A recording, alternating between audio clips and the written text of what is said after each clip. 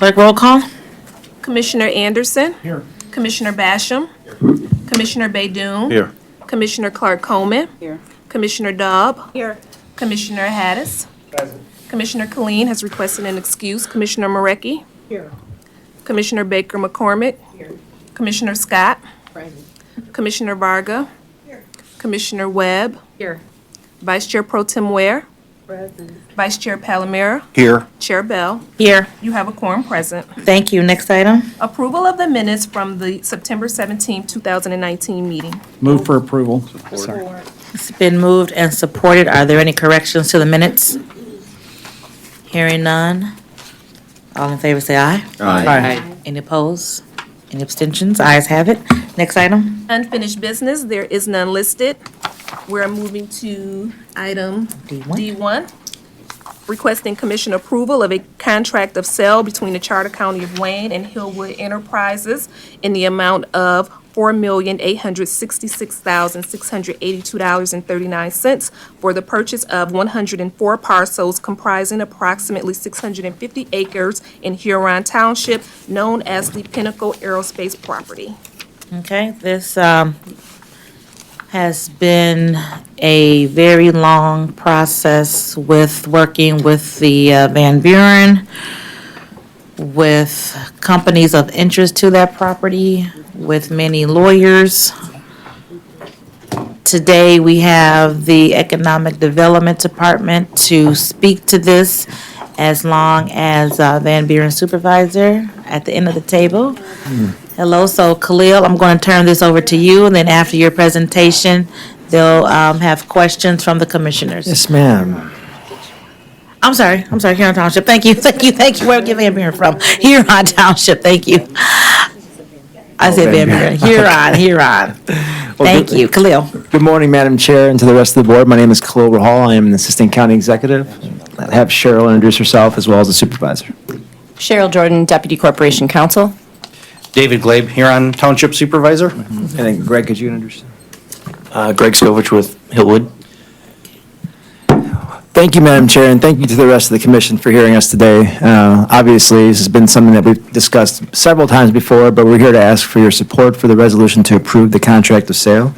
Property has a little bit of history to it, which many of you know probably better than I do. But I thought it would be important to maybe go over a little bit of that history, a little bit about the process, how we got here today, a little bit about the development agreement. Obviously, the supervisor would like to say a few words. We also have State Representative Darren Camilleri here. We also have the Wayne County Treasurer here, both of which were involved throughout this process, and I think it's important that they say a few words with your permission, Madam Chair. That's fine. And then we'd take any questions, anybody had. So in 2008, many of you remember that the county, who owned the 650 acres, sold about 320 acres of it, kind of in the middle, to the Posted Stables Racehorse Track. And that development went on, we sold it for $1, and the county put about $26 million in infrastructure in and around that site to make that development work. 13 million of the 26 were Act 51 dollars, 13 million of it was bonded out for. And when you look at the interest in the bonds over the life of the bonds, it ended up being about $26 million, $26 million in the bonds alone. So that's roughly around $40 million, $39 million of money that was put into the project. The good news is that the county set up a brownfield redevelopment TIF capture on top of the site in order to capture the increase in bonds to pay down that debt. The bad news is, not a dime was ever collected. But if there is good news that came out of it, it is in that contract, the county said that we can collect up to 100% of the debt on the property or until 2038, whichever comes first. And so we have a real great opportunity ahead of us. Now, the treasurer earlier this year decided to foreclose on the site. And I want to take a moment to thank him and give him a little bit of credit for that because, to be honest with you, those are not easy decisions to make. The treasurer's got an obligation to collect taxes, in the county, and you never know when you have a site like this, just like you never knew with McLeod Steel. If somebody was going to purchase the site, you never know if it's going to make it through the auction. You never know if it's going to get nothing out of it. So it's not an easy decision to make, but after obviously talking about it with the supervisor in the county, he made the decision to foreclose on the site. And just like we did with McLeod Steel, the county and the local municipality got together and we put out an RFQ and we solicited qualified developers, and did that in the hopes that we would get a master developer for all 650 acres. That RFQ was posted on BidNet. It was sent to over 900 companies. It was published in Crane's Detroit Business. It was downloaded about 162 times. And the long and short of it is we received 2 offers. And after much public debate, and when I say much, I think this may be the 13th or 14th public hearing about this property and this development, we have all come to the conclusion that the contract of sale before you today is the best possible road ahead of us. We have support and resolutions from the Huron Township Board of Commissioners, not just the supervisor, but a unanimous support from the Board of Commissioners. We actually have 2. We have 2 resolutions from the local LDFA. We have a unanimous resolution support from the Planning Commission. Our Brownfield Authority and the Land Bank Board unanimously supported the development. We've got letters of support from the state representative, the state senator, the Downriver Community Conference. We had the support of the Southern Wayne County Chamber of Commerce. So there is a lot of support that over the development deal you have here. A little bit over the development agreement. It's going to be a mixed-use development, but mainly industrial. It was very important to the local township that there was non-industrial along Sibley Road and that there be some commercial activity. And the local township actually rezoned the site to reflect that. And the developers have agreed in the contract of sale to keep it that way. And so we're really excited about that opportunity. There are the typical development requirements that you see in a lot of our development requirements. Minimum amounts of investments, timelines, workforce development requirements, local hiring practices, penalties if you don't see those things. But there is nothing typical about this property. We are selling the property for $4.866 million. I don't remember the exact number, but you all have it in front of you. And we're selling all 650 acres for that amount. You have a broker's opinion of value that says that on the low end, the property is worth $2 million. On the high end, it's worth $4 million. So we are selling it more than what we believe the actual value of the property is worth. Now, there's a lot of issues with this property. It is 650 acres, but there are about 160 acres worth of easements, right-of-ways, and township development requirements. There are 140 acres that are under a conservation easement with the state. There are 55 acres of wetlands. And when you take those away, that leaves you with about 290 acres. But really, only 200 to 225 acres of the land is actually developable because the remaining 65 or so acres are so small and non-contiguous. They're sort of spread out. There's really not a whole lot you can do with those properties.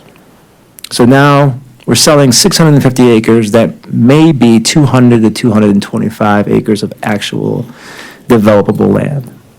There are a lot of infrastructure improvements that are required on land. This is going to need some increase in road capacity. It's going to need a whole lot of other infrastructure improvements that there is nothing that the county is on the hook for in this development agreement.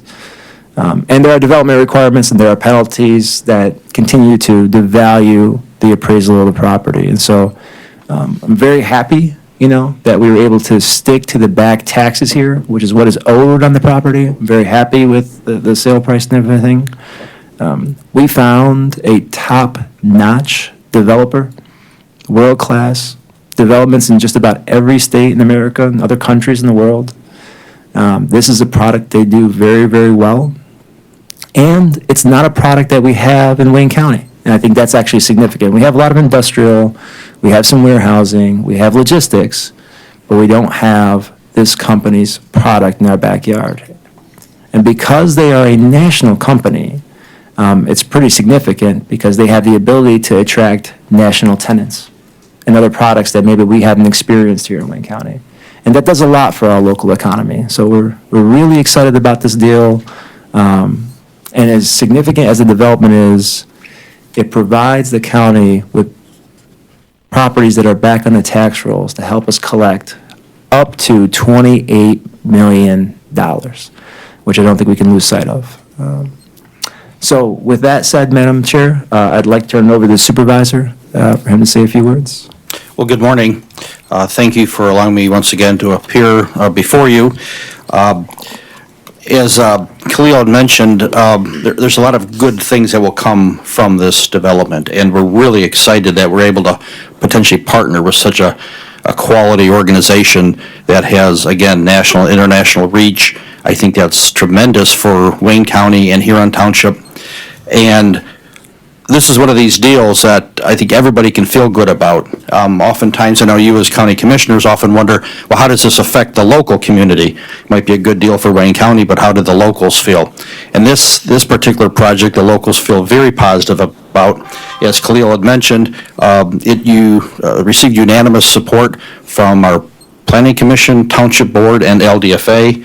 Our local, state, and representatives and senators support this project, so it has overwhelming support, and I appreciate Representative Camilleri for being here today to show his support. So we've been working on this for a long time. This is years in the making, and it's important that we continue to the momentum to get this finally over the finish line. So I would implore you to support this project. Again, I think it's a win-win, and we're excited about the potential to get this property back on the tax rolls into productive use and to spur more economic development in the region. That, again, will be good and positive for not only Huron Township, but the county in general. So thank you. Thank you, and thank you, Supervisor, for taking time out of your day to come and speak to us on this. You also came to the Economic Development meeting, and we appreciate that.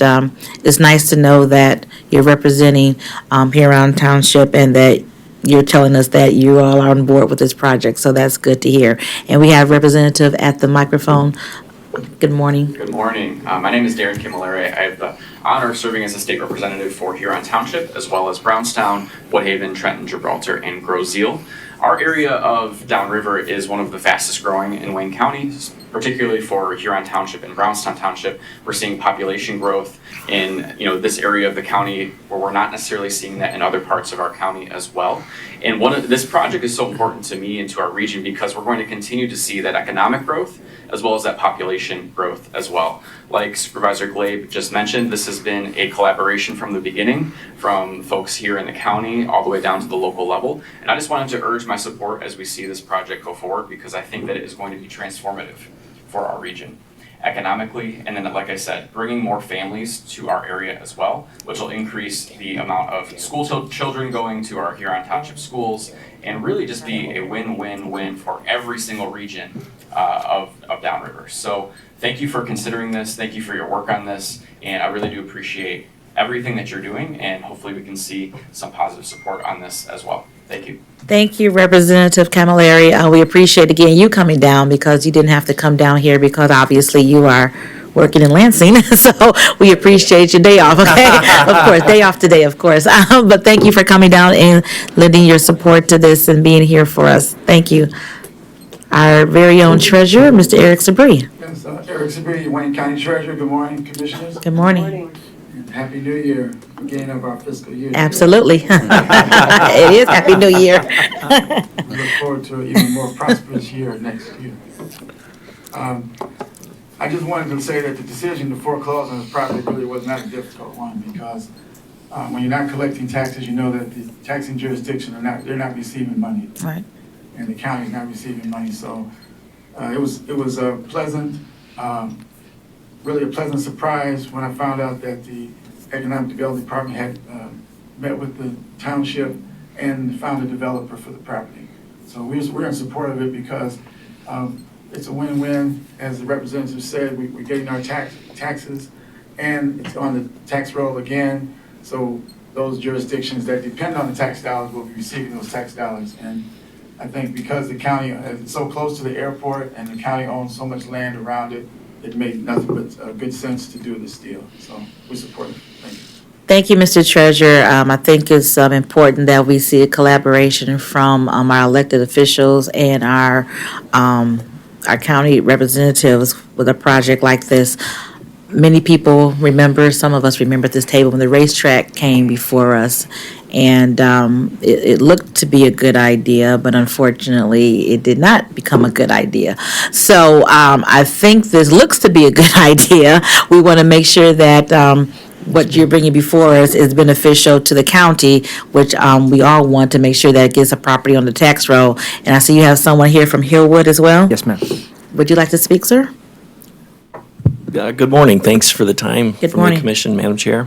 My name is Greg Skovich. I'm with Hillwood. Hillwood is a internationally private real estate investment company founded by Ross Perot Jr. We're headquartered in Dallas, Texas, and I am over from our Chicago office. We have offices scattered throughout the nation and Europe, and our focus is first-class real estate investments. We think this is a good idea. It's not very often that you have this concentration of property right at the intersection of Main and Main. You have terrific access to 275, and there's significant demand in the market.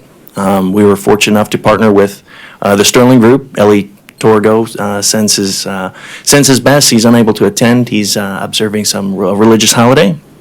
But with the Sterling partnership, we've been fortunate to have some early success in the Detroit Metro.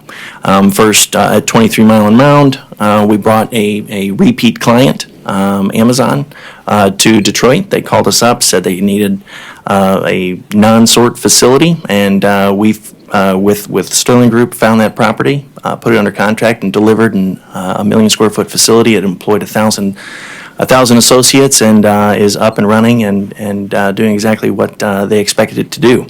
That client has also expressed continued interest in the market. The facilities that they have delivered already are already not able to keep up with the demand.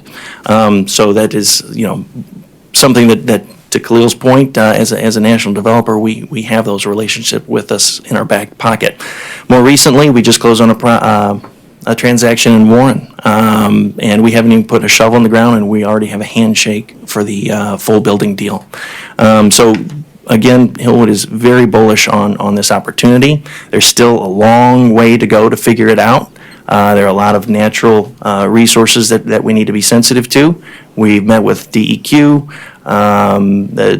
to try to formulate a plan to plan around the wetlands that we have burdening the site, but we are bullish and think that we can get there. And ideally, this time next year, there'll be dust, and Mr. Glabe will be calling me up and asking me to water the site because we'll have a lot of earth-working, moving equipment out there and coming out of the ground with something very soon. Very good. Thank you so much, sir.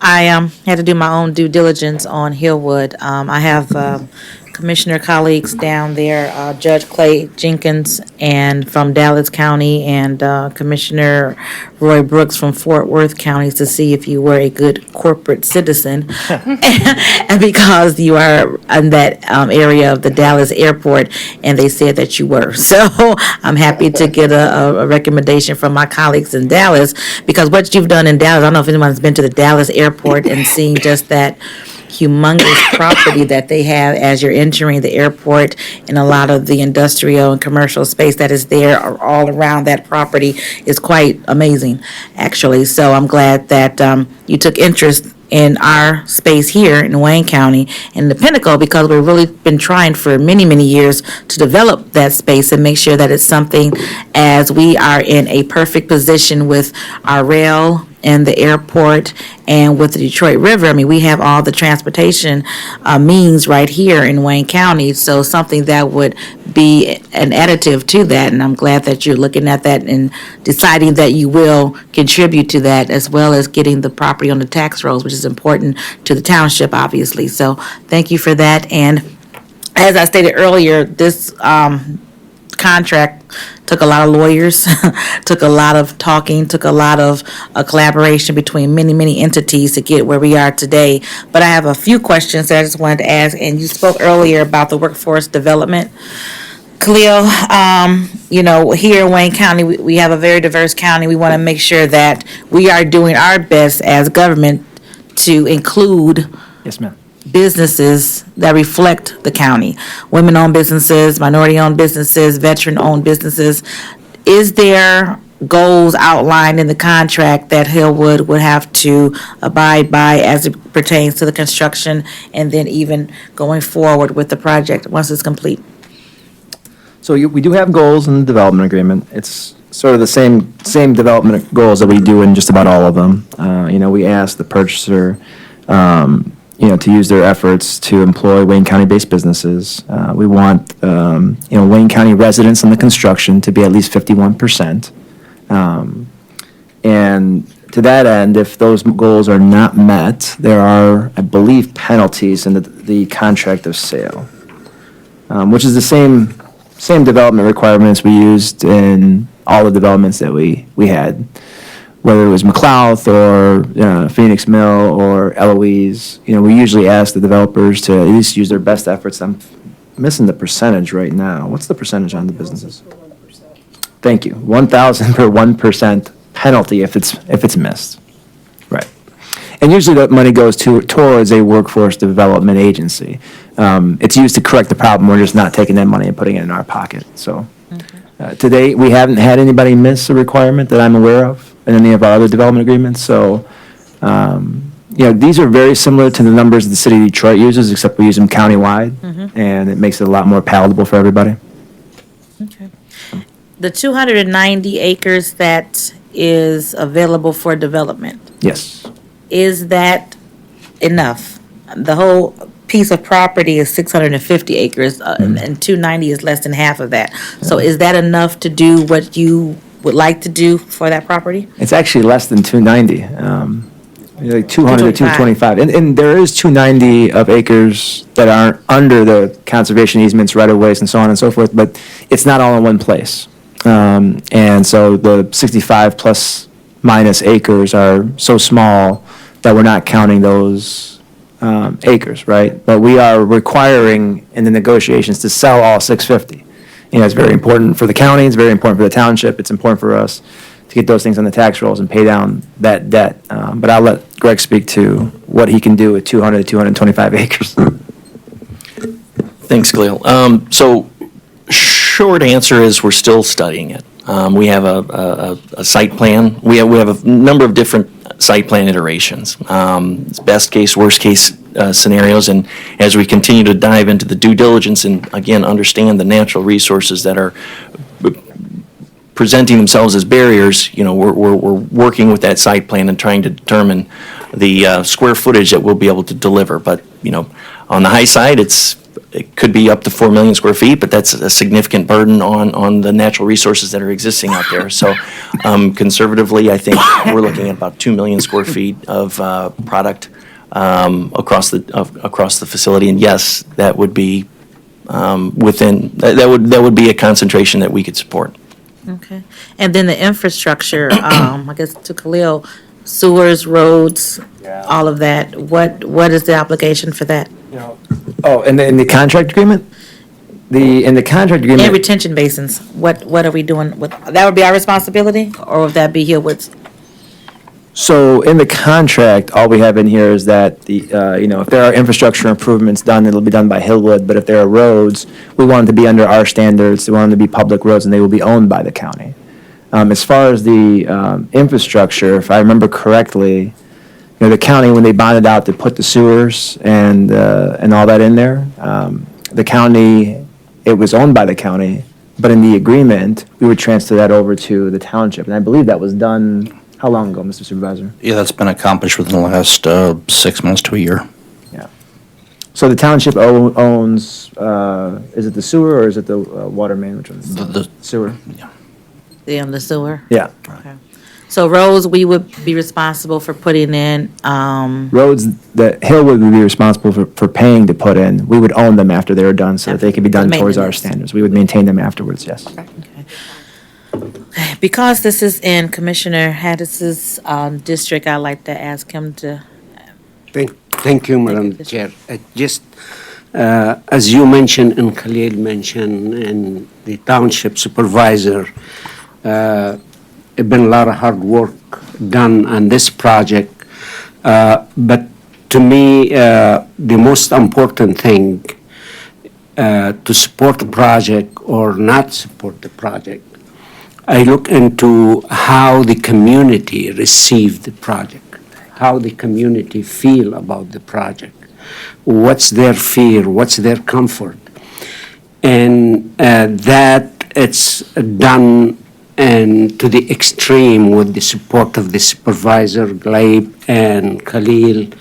And Hillwood came and have a public hearing to ask the people what they like to see in that site. Not only we come in to put what we want, what can we make money with.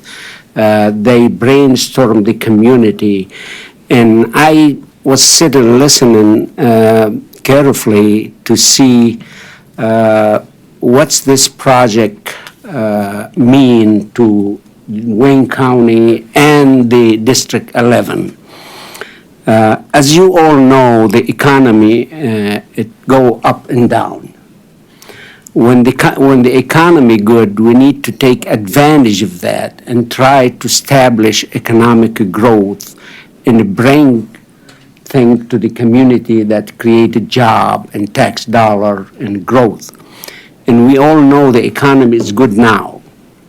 And we need to act and act fast, especially if we have company who have a reputation on developing a similar project all over the country. And financially, they able to produce. So we move in to the township trustee and the public opinion and the township. It was a difficult process because when you open things with a public hearing, you get too many different opinions, a lot of good questions. But proudly, with the patience of the township supervisor, the planner, John Amos, he's with us here today, and Khalil Rahal and his team, we was able to answer all the questions the people have and the trustee, and we end up with 7-0 to rezone the property, to approve the project because they felt the importance of that project and the effect not only on whole Wayne County and the airport to bring more landing and departure and freight and it have a win-win situation and that. So that's why I really felt it's time to thank you, Madam the Chair, because I stepped to your office a lot of time without appointment and asked to speak with you, and I enjoy that open door policy. I want to thank Khalil Rahal for his patience. Many times we put ourselves in a difficult position where we didn't get the result we need to have. But meeting after meeting, the things start come together, people understand the project, and I want to thank Hillwood for being interested in our region, especially in District 11, and I hope one day you don't have to travel from Chicago, you have office in Detroit. So that's why today it's happy day, and I want to thank the state representative, Darren, for being here today. I hope this is the beginning of many development, and as all you know, District 11 have plenty of acreage. The infrastructure is good and strong, and I hope it's the beginning here today. And I hope everybody would support that project. And thank you to all of you. Thank you, Commissioner. We have a list of speakers. If you'd like to speak, please let Pam know. Next, we have Commissioner Anderson. Thank you, Madam Chair. I guess at the outset, one of the things I did support this, getting to this point with the exercising the right of first refusal and putting it in a position to for this this deal to come together. But I know there's a very large number of questions that our attorney, our counsel has on this and has pointed out. And one of the things I think that's paramount with this whole deal is that it can be assigned, the rights to this deal can be assigned at any time by Hillwood, and taking,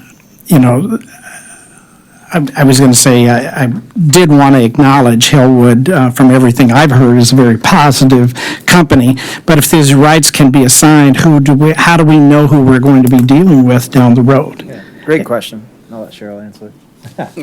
I have a number of questions, but. Thank you.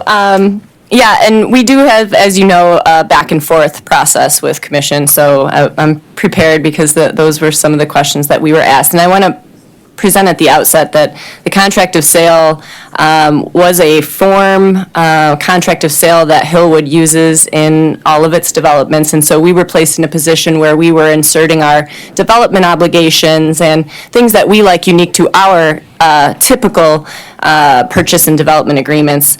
And it was always understood, again, that there would be a to-be-formed joint venture between Hillwood and Sterling Group, and it's sort of represented in the request for qualifications response. And so when the question came up, there's a provision that does say that the contract may be assigned. Let me just pull it up because I don't want to misstate.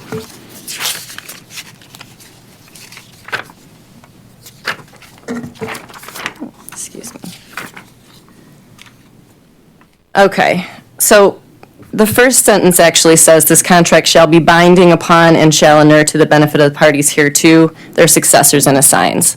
That sentence is very important. The second sentence that follows it is the sentence that your staff took issue with, which says, the third. If the purchaser so assigns its rights in this contract, such assignment shall release the purchaser from liability. And that was read as saying, well, so you're going to assign the rights but not the obligations? The first sentence says the contract shall be binding, the contract in its entirety. And I agree that if we threw the word in there, if the purchaser so assigns its rights and obligations, that word and obligations, it would be much more clear to everyone here. I will say that the operative law, that we would succeed in the operative law if we were to get in a fight and Hillwood were to say, no, we entered this contract and you said we could just assign our rights, but not our obligations, and that relieves us from everything. I don't think Hillwood would say that. It's almost never been done that an entity would assign its rights and not its obligations. It's just not something that happens. But I would agree that those two words and obligations would make that third sentence a little bit more clear. And I've researched case law on it as well. We do intend to record either this agreement or a memorandum of the development obligations of this agreement in the chain of title. And so the question arose, well, just recording the purchase agreement in itself doesn't bind any prospective or future owner. And I would say that logically, that seems correct. But when you research case law in Michigan, that's actually not true. As long as the contract itself indicates that it intends to bind its successors and assigns, which it does, and as long as the future purchaser is put on actual or constructive notice, meaning you've recorded it in the title, that actually does bind them. And I've got case law to support it. I totally understand that logically that doesn't seem right. But, I kind of went back and forth about it and want to apologize that I had to play some sort of legal, gymnastics with this because it's not our typical agreement. And so I'm going to blame Hillwood for that. But I did vet it out because we certainly would not enter into an agreement where Hillwood can just go and do whatever it wants. I mean, that would mean the last 6 months of negotiating this agreement essentially would have been for nothing. But I hope that answers your question.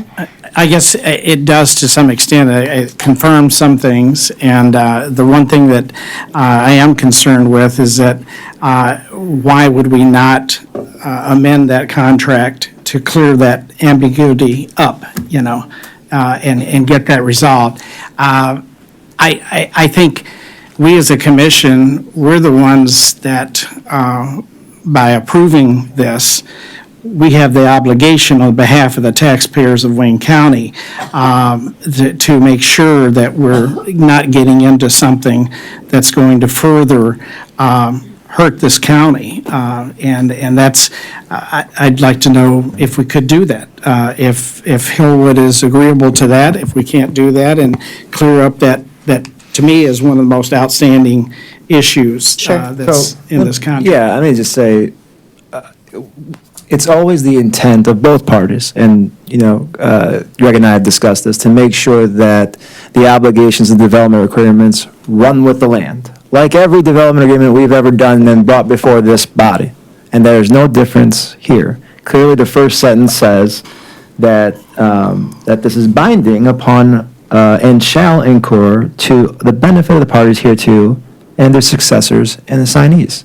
So if you read that first sentence, we believe it does satisfy that. But if it makes this body more comfortable to add the two words that Cheryl mentioned, which is, and their obligations, I'll let Greg speak for himself, but we have absolutely no problem with that. And we can do that today. And I would like to ask our counsel for her opinion. Do you think that would satisfy that through the chair? But through the chair, so this language is unusual. I don't know that we've ever seen a contract that specifically says we'll assign our rights versus just saying we're either going to do an assignment in general or it'll say rights and obligations. So yes, some clarification, especially since my colleagues indicated in their responses that there is some ambiguity versus having to rely on old case law and fight it out in court in the future. Being able to simply add a few words to the agreement would be beneficial, I believe, for everyone involved. I think so too. I would hate to see us, us have to go to court, cost us, if it came to that, trying to have things as clear as possible, I think is beneficial to both sides. So if we could do that. No problem. And I mean, Hillwood's here, so which is great because the other party we're negotiating with is here and his attorney is here as well. So I guess if there's any objection to that, let us know. We can proceed with adding those clarifications. That was never the spirit of the deal. So absolutely, adding those two words is fine with us. Okay. Great. I think that addresses that issue. There were a number of other issues that our legal staff had concerns about, and I don't believe all those things were addressed. But one of the things I did want to mention also that I probably should have said at the outset is that I appreciate those that have expressed support from the legislature and others for this project. But again, what I mentioned before, it's the Wayne County Commission that bears the responsibility if this goes south. And I appreciate that. Do those that are elected, have they all seen the contract? The complete contract? Early on, there were different versions of the contract that were submitted to the Planning Commission, and that Planning Commission vote had to be ratified by the Board of Trustees. The difference between the version that was given to them and this version is the earlier version had, I think, $25,000 deposit. This one has $117 non-refundable deposit, and there were some dates that were different, but I don't think any of the obligations or development requirements were changed. But that was provided to the local township. Okay, local township, how about the legislators? I don't know if I got Darren a copy. Okay. I like I said, I appreciate them weighing in, but it is the commission that'll bear responsibility if things don't turn out as planned. And Khalil, could you recap once again how much the county has tied up in this property, including what they originally had into the property in the prior administration, how much they put into the property for increase, or for development of the property, how much we have as far as obligations, including this offer, what we would be obligated, because I think you did clarify the fact that while we would be involved with the roads, we would not be paying for the roads. How about the sewer system? Where they would the developer would pay for all of that, but it would be to specifications of Wayne County correct? Yeah, we don't have anything in the contract of sale that says the county is obligated to pay for any portions of the infrastructure. Okay. And again, the cost, do you know what we have into this property altogether? You know, a lot of, yes, 26 million was put in, but 13 million of it was bonded out for. And with interest, and don't quote me on the exact number, but it's roughly around $26 million. So $26 million and $13 million of Act 51 dollars. They're Act 51 dollars, so, you know, depending on what you want to count as county dollars, it's roughly about $39 million that was spent by the previous administration. There's probably, you know, if, Matthew is out, but I think there's still almost $10 million of outstanding debt to be paid on it. But the good news is the TIF agreement allows us to capture all 20, it's actually 28 million, because, you know, 30 years of work, admin is included in that, and so 26 million of the actual infrastructure costs. The agreement that we have with Huron Township is to collect up to, I think, 28 million, give or take a couple of thousands. And just to that point, if I can add on, I'm always reminded when I talk to some of my more seasoned attorneys when I'm doing work on this project that in the 90s, the Federal Aviation Administration required us, the county, to purchase this land. That's how we got a hold of it in the first place, because they required us to comply with a noise mitigation program. And so we had to use eminent domain and go in and from what I've seen, we use mostly federal dollars to do that. But the Federal Aviation Administration required us, and there actually are deed restrictions in some of these properties, to develop it and that it can't be residential. I mean, they don't want residential in this area because it's so close to the airport. Right. And, you know, since early 2000s, we've been trying to develop this property because of that. And there's been other failed attempts. And so I also want to add that this is perfect timing because of the foreclosure. We tried to sell just the other 300 acres without the racetrack property. That didn't work out. You know, so this is really the first time we've got it all. And so the timing is really unique on this. Okay. And Khalil, in addition to the 39 million that you mentioned, I would consider Act 51 money, which we could use for something else, as being taxpayer dollars. Absolutely. And so the other question I had is, what about the right of first refusal again? How much we have tied into it? 117,000. The good, I mean, depending on how you want to look at this, right? Upon your approval today, or upon your, you know, if you were to approve this today and you were to make a recommendation to the full board, under the contract of sale, if you approve it at full board, the 117,000 is actually being paid by Hillwood. So today, you can add that 117,000, but that money is in the deposit. Okay. So depending on how you want to count it. And there was one mention in here that it'll be considered, the contract would be considered approved, I think is the way it was stated, if it's approved on the 1st, or the 1st would be the effective date. And I'm trying to remember where I saw that. But it's on fiscal agency, our fiscal agency said the contract sale is effective October 1st of 2019 and continues until all paperwork is signed and title is conveyed to the purchaser, Hillwood. Today is, of course, the 1st, so our full board wouldn't meet until Thursday. Yeah, I mean, I don't know if I want to let your fiscal staff get to you, but the date is incorrect. I mean, it's not. Mary, you want to speak to that? Because there are a few amendments that have to be made to this contract that Felicia and Mary will speak to. This is one of them, Mary.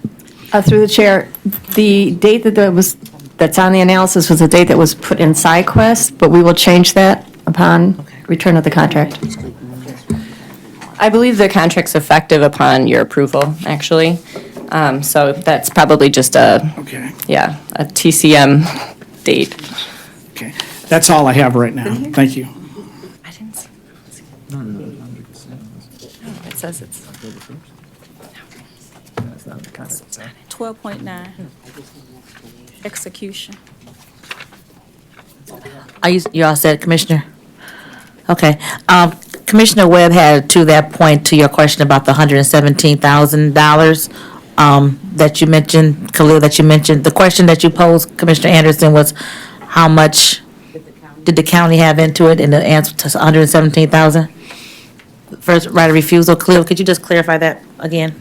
Yeah, because I actually heard from other people who did the analysis that it was more like 400,000 or over 400,000. What's the Not question? 117,000.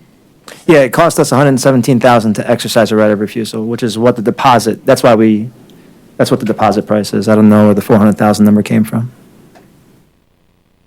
Felicia? I'll take a stab at that. Through the chair, I believe what Commissioner may be referring to is the fact that there was a $1.4 million loan from the land bank that had to be repaid. And if you'll see in the analysis, that amount will be repaid to the land bank, but it won't be 1.4 million. Based on the way the agreement is written, they'll get 730,000-ish. So the original deal, yes, we came out of pocket essentially 117,000, but you also had a $1.4 million loan that you have to take account for that has to be repaid.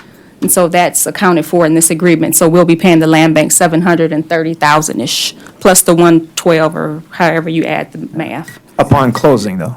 700, It's- so the accurate number for what the county will have into it in is the 730 plus the 117? No. No, No, Okay. no. it means we're paying back less than what they loaned us. Correct. So through the chair, we'll be getting the $117,894 plus about $750,000 on top of that. So our debt to the land bank is then just the 117,000? No, the $730,000. 700. $730,002.36 is what we'll be giving back to the land bank, which is 30% of the 1.4 million. Okay, so so the county will be paying that to the land bank. So But- the land bank's going to capture that. Hold on, No, let but- him- let him finish. Let him Sorry. finish, let him That's, Go ahead. You guys are all saying I different. just see a general misconception. So when the right of first refusal happened, we paid $4.8 million to the treasurer. The treasurer then distributed the funds, $3.2 million to the brownfield. That amount came directly back to the county under the brownfield plan and a reimbursement agreement. 1.4 million went to the land bank. That 1.4 million came directly back to the county pursuant to our agreement. And in the agreement, it says, land bank, we'll pay you back. You basically fronted us the money. We'll pay you back 30% of the purchase price for the racetrack parcel. That ends up being around $750,000 or $30,000. So I think what you're missing is we didn't actually pay the money because it's already come back to us. It was sort of like the land bank deferred it to us or loaned it to us. So it's not, in the end, you're not coming out of pocket that money. Yeah, you're not coming out of pocket that money. Okay. Exactly. I just wanted to make sure it wasn't your Yes. money. Out of pocket money is the $117,000 Right. to acquire the property, which we're going to get as a non-refundable deposit today. So then you're net On zero. Thursday. Yes. Okay, and just, Well, actually, Commissioner Webb, you're next because Commissioner Bastian went out, so go ahead. okay, thank you. You're next. Okay, so for all of the reasons that you guys discussed in the beginning of this, especially with its effect in the local community. Is your microphone on? Oh, thank you. I feel favorably about it. My concerns are, I mean, just the overlying idea of taking this property. I wasn't here when they did the racetrack deal. So I was just here for the time after it, where it's been nothing but a burden on the county and the local community. And, I've been in local government. I know what it's like to have an eyesore, that's just sitting there forever, and it's actually a negative on the community. So where I'm glad to see a positive thing come of this, and I'm glad that you're working with a reputable developer, we got a packet that's dated September 30th, yesterday, from our attorney on analysis, that's got all of these issues that our lawyer, has concerns about. And I'm not saying that you might not have the answers to these, because you probably do, or maybe you do, or I don't know. But the fact is, I don't feel comfortable making a decision when I got my attorney's questions put before me when I sat down here today. So for that reason, I'm going to listen and ask a bunch of questions, listen to everybody else's questions, sit with the attorney, and between now and full board, be able to make a decision on this. But I'm going to abstain today, just so you know.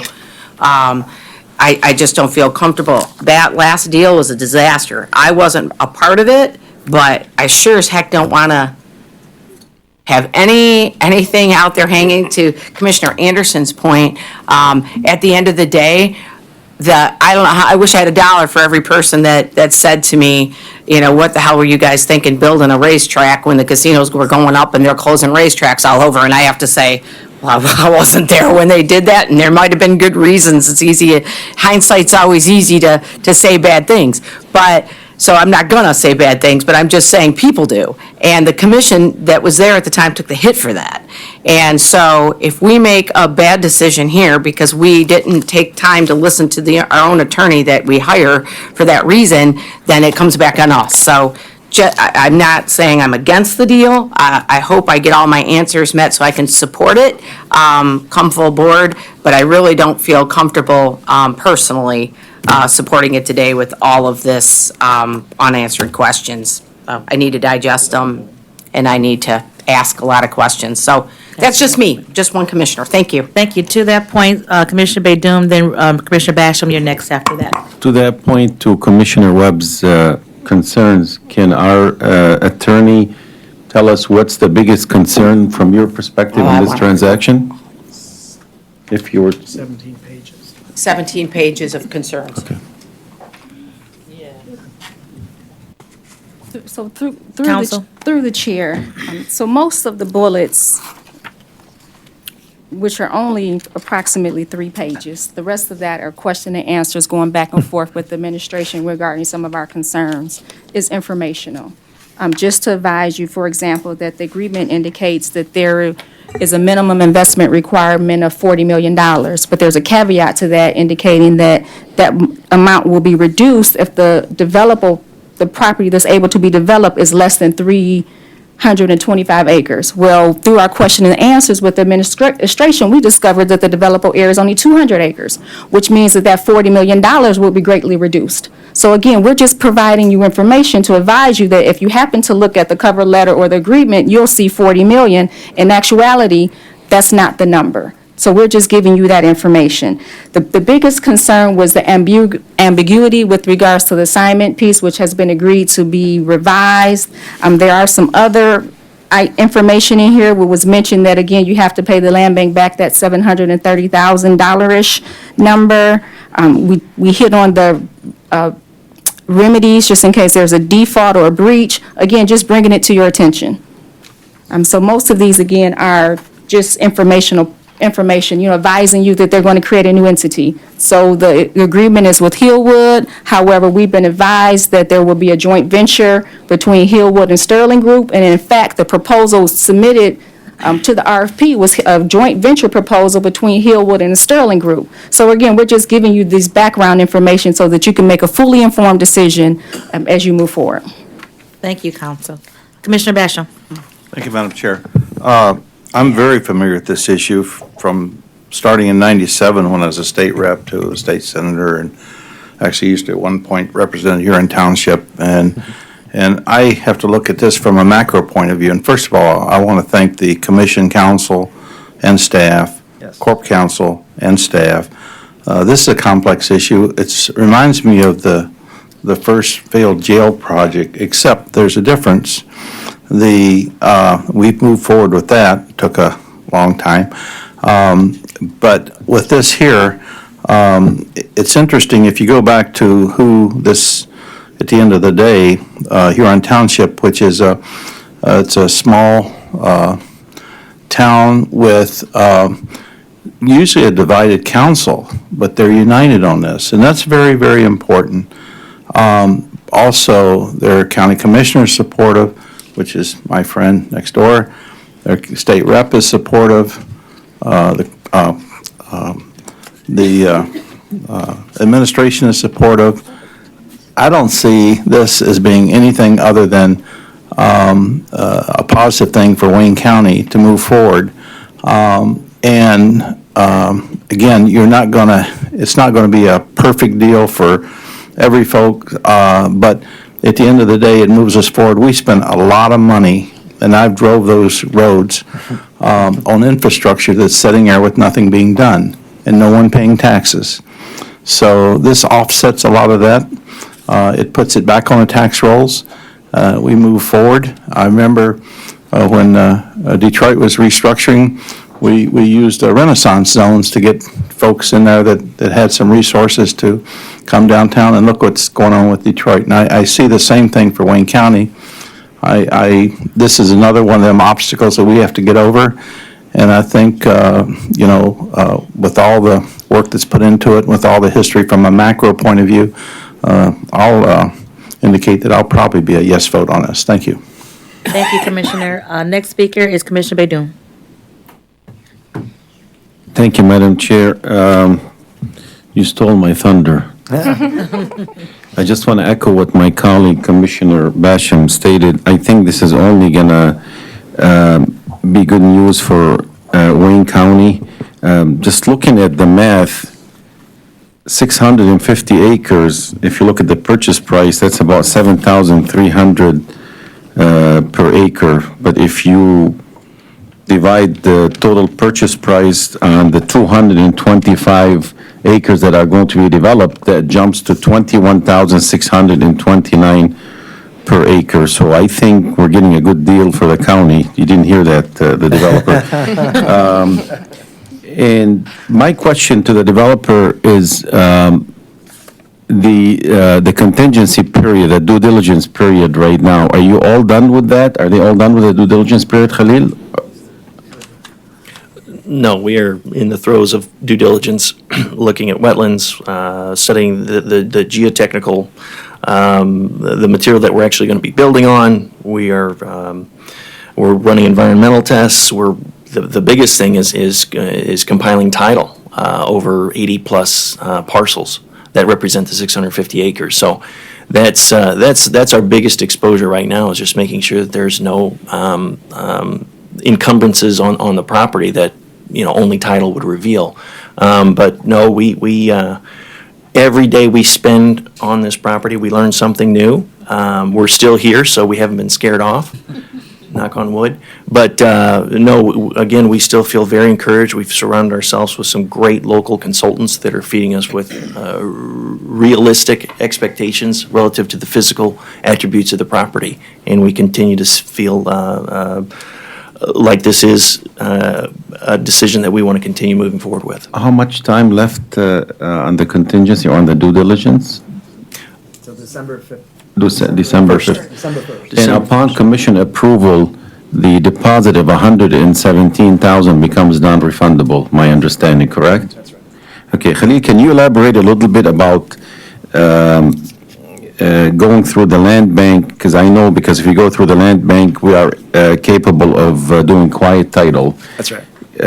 What's the benefit for the county through selling it through the land bank? Well, and I wish Mark Abbo was here right now, because we had a really great debate. No offense, Mary. We had a great debate with Mary too, but Mark Abbo felt kind of passionately about this. There's 107 different parcels. And as Cheryl alluded to earlier, the county purchased this land to do the airport, and then we sold the land and it was foreclosed on. And so there's a lot of title work that goes through a lot of those things.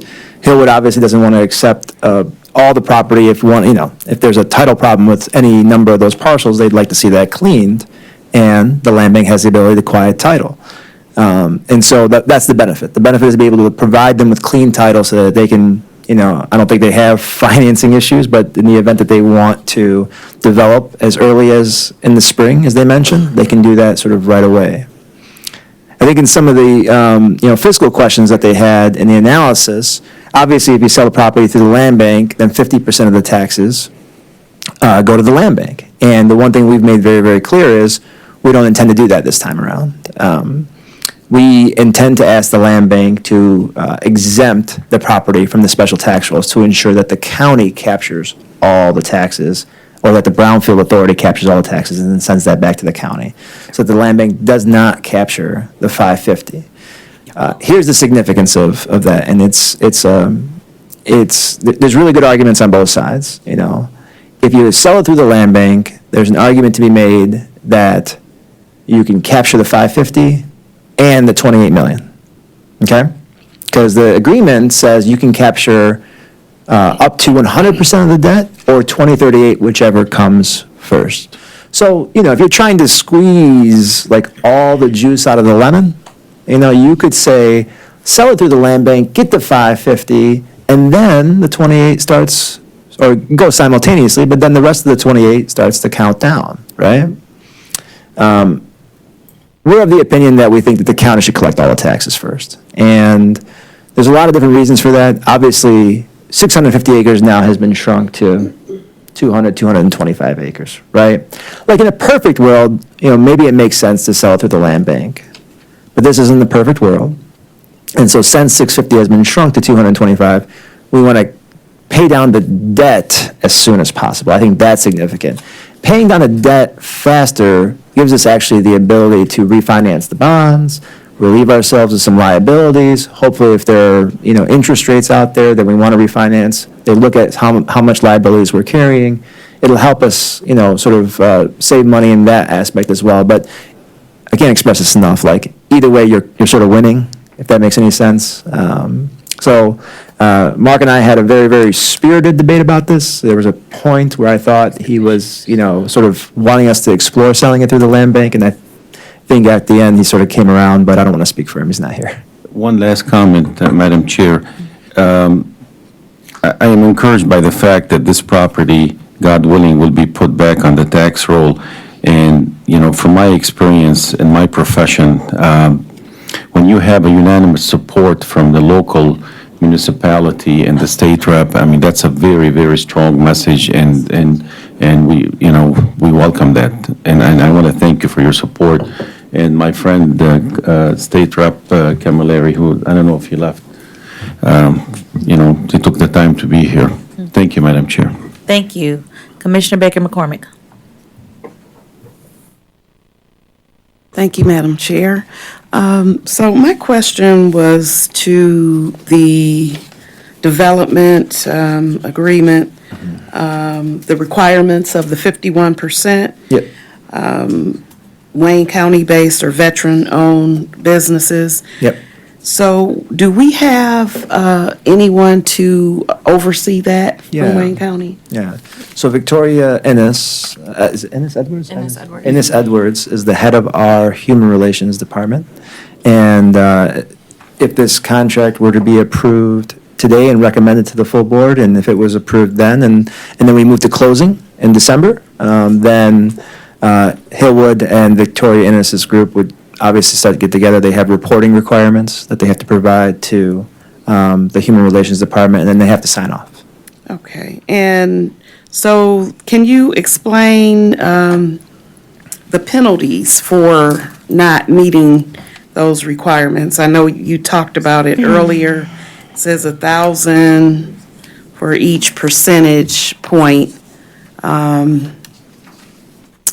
And can you elaborate more on that? Because it doesn't sound like much of a penalty to me. And to put it in perspective, there are no tax abatements with this property, right?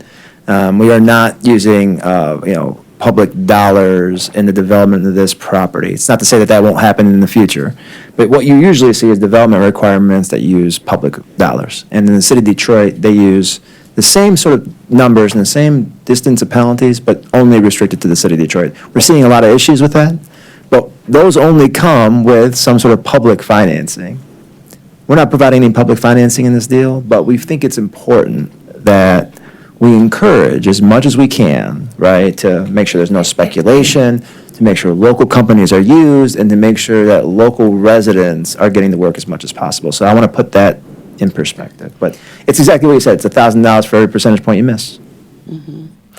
Okay, and so Hillwood, could you, I'm sorry, I know that's not your name, but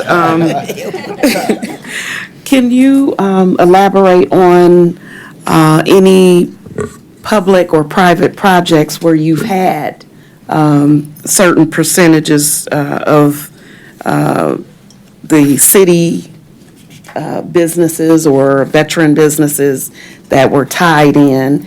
How well have you done on that? Well, we have an internal, whether there's public participation or not, but we have internal goals to where we are sourcing our resources from local local expertise, we are the only ones that stand to benefit from that, because who better to know how a building goes together than someone that's doing it every day in that market. So it's very important to us to use those local resources. And by way of example, where we have had success, in downtown Dallas, we redeveloped an old power plant and built an arena, and the NBA arena, and there was a lot of public participation in that instance. And we were able to hit those goals with very similar criteria, local disadvantaged businesses, and it's not at all uncommon for us to see these kind of participation and goals set into a development agreement. And like I said, we do everything we can to hit those goals. We dedicate resources at the contractor level, because he's going to be a little bit closer to us. But ultimately, the agreement that we have in front of you guys, those development standards, we will layer into the contracts that we have with our design professionals and our construction professionals. So not only are we being held to it, but those entities, those partners are also being held to those goals. Okay, thank you. And then the audit clause, there is no audit clause. Is that usual for a project of this size? Have we ever had an audit clause? So, under the procurement ordinance, an audit provisions required. This transaction's not covered by the procurement ordinance because it's not a procurement of goods and services. To the extent that we would want an audit,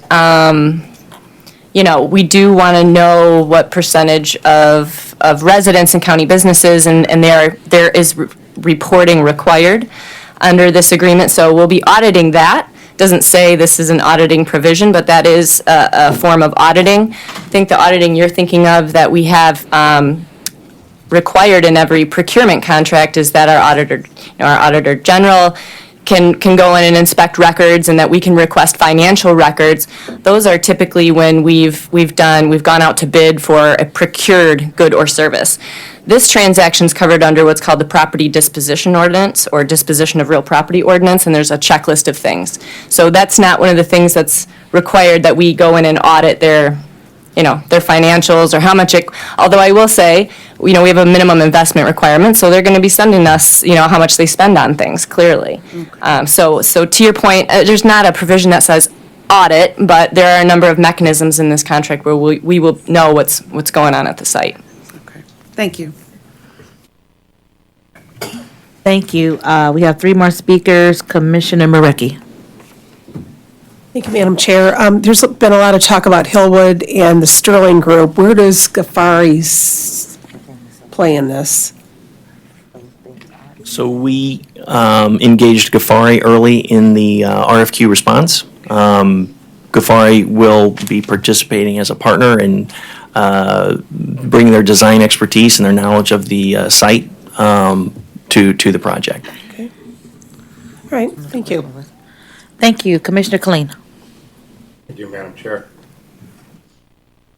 I got a couple of questions for my attorney to get this started. She used a legal term in her questioning, and then it's a legal term I don't know, so it makes me nervous. It appears that the agreement will be modified without commissioner approval if a force event creates need to extend the time. What the heck is, you've used that term a couple of times. What the heck is that, Counselor?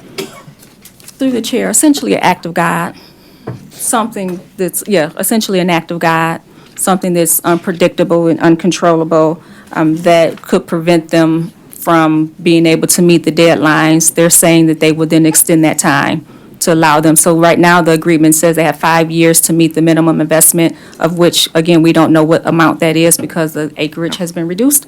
But they have, so that time frame for them to meet that minimum investment could be extended if, again, there's an act of God or tornado or a huge flood or something that's uncontrollable. Usually union strikes are Makes the covered call under on that, Counsel? As written, that would be something that would not come back to this body in accordance with the administration's answer. So I believe, I guess, a discussion between Hillwood and this administration. So the administration would decide, yeah, that was an act of God, or no, it wasn't an act of God. Well, and if there was a dispute, this is a very common contract term that is in all of our contracts. I'm just trying to understand it. And I'm just trying to explain it. Yep. It's, if there was a dispute between the parties, like any other contract term, we would go to court and a judge would decide. Okay. Okay. I also want to ask about the audit clause too, because indeed, having a public auditor with the ability to audit Sure. a year from now, 6 years from now, 20 years from now, what was going on. And yes, this has come up before because it's not a requirement in the, that ordinance. Property disposition. Well, no, the larger procurement ordinance. Procurement. Is there an objection to there being an audit clause for the Auditor General of Wayne County to be able, I understand you got some internal. No, and I don't know the answer because it's not called an audit clause. There's a reporting requirement. It's not necessarily an audit like you would think an audit is. I followed what you had to say about that. That's an internal thing to the administration, but I'm talking about having an overall public auditor look at it just in case There's no questions came up. Right. There's no objection that requires the administration to hand over those records to the county commission and the general auditor. Does that make sense? I just don't know how to No, it write that. doesn't. So there is no objection for us to hand over the reporting requirements that are in the contract. But it's more, I think it's more than that. It's not just that. I think that the Auditor General takes a large view of these things. It's probably not just the reporting requirements that you have, and I want to go into those in just a sec here from the company. But we have audit clauses for everything except property, right? With the Auditor General, all of our contracts? All procurement contracts Procurement have a required audit provision. So is there an objection to having that clause in this contract? Well, and I won't speak for Hillwood, but for the administration, I guess I'd like to know what things are you asking to audit? You know, like, I don't know what they are. specifically, you know, so what A are lot you? of things can go south 5 years from now. I don't know what they are. I'm just curious, I mean, there would have to be some kind of scope, because I'm just not sure. I mean, the scope is the reporting requirements. I don't know, and it's Again, just you're going back called, to the specifics of the contract. I don't believe when we put an audit clause in our contracts that there's a scope that is part of that clause. It just says the Auditor General has the, I think they have I'll look it up. Marcy wants to address that, Auditor yeah. General, please. Through the chair, Marcy Horr, Auditor General. I just want to state, when the Pinnacle Racetrack was going through the land bank, our office did have a requirement. We audited the Pinnacle Racetrack. We looked at the number of jobs that were required, all the different reporting requirements that were in the agreement, so we did audit that. And I would say the same thing would be for this type of agreement, looking at the investments, the percentage of Wayne County businesses, things like that, so. So if the request is to audit the information that we are requesting from this agreement, I would see no objection from the county for the Auditor General to have access and to perform her own audit on the records and the reports and reporting that's required under this agreement. well, I don't know what all of those requirements are, so it's hard for me to say, yeah, that does it, or no, it doesn't. Let's also let the Chair of the Audit Committee speak on that point. Yeah, thank you, Madam Chair. And to that point, actually, we have audited the Pinnacle. We looked at jobs created, we look at all those sorts of things. It's our opinion that we think we can audit anything that belongs to Wayne County. So I think we're saying the same thing, we're just saying it a little bit differently. So I don't see that that's a major obstacle that, we'll pursue it if we have a pushback, but we don't see a pushback on this. Thank you. Does the Auditor General concur, or is that limiting in any way for what you could audit? I believe we would be allowed to audit anything that's part of the agreement. Yeah, terms like I believe kind of make me nervous. Let me go to the reporting requirement on the 51% then. And maybe Commission Counsel can fill me in on this. What is current status of state law in terms of requiring these kinds of provisions in contracts that a certain percentage would be people living in a certain geographical area? What's state law these days on that? Through the chair, so I'll say that I have not reviewed state law recently. I believe the concern comes in when you have federal dollars. That's usually when we have issues with these type of requirements. We have had similar requirements in other contracts before. I don't think that there would be a legal concern or issue with compliance with this particular provision. Okay. Yeah, I didn't see any of the usual, ooh, this is going to create 9 million jobs, in the paperwork. Is there an estimate out there about how many people are going to get hired to do It's this? going to depend on the amount of due diligence and how much of the land is usable. Yeah, we're going to get to that in a minute. Because 1,000 seems cheap. 1,000 seems real cheap for not hitting, if we get, I don't know, and I can run you through some numbers, but, if we go that 1,000 people are hired and, you miss by 1%, that's 100, So if you miss by 20%, it's not much money is what I'm saying. So, okay. On the developable, I did see that you had talked to the new MDEQ somewhere in my paperwork, Eagle, and we've got a huge chunk out there, a couple hundred acres of wetlands. So how is that going to be managed, and under what laws is that to be managed? Because we can't fill in any wetlands or anything without mitigation and that kind of, so what's the management plan that the county's thinking of and perhaps the developer's thinking of as well for how those wetlands, because we got that nice park right down there that the county has, it's mitigated wetlands. What's the management plan for the wetlands? What could happen to If I can answer that question, and I think Greg can probably add on, but there's a little over 100 acres that's already under a conservation easement with the state of Michigan, so those basically can't be touched. And then there's a handful more wetlands that have popped up because of the rainy, wet seasons we've had, as well as just non-use of the property. And so those are the wetlands that have been and are being identified. And of course, they will be managed and developed in accordance with, it's actually, I believe it's Clean Water Act or thereabouts. It's a federal law that's, the EPA has delegated authority to District 8, I think, to MDEQ or Eagle. And so those are some of the really tough discussions I think that Hillwood is having with the state of Michigan, is how is that done? I think there's some sort of bank you can purchase and swap around. I don't know all the details. I think the long and short of it is they won't be able to develop on those lands unless they get a permit from Eagle. Correct.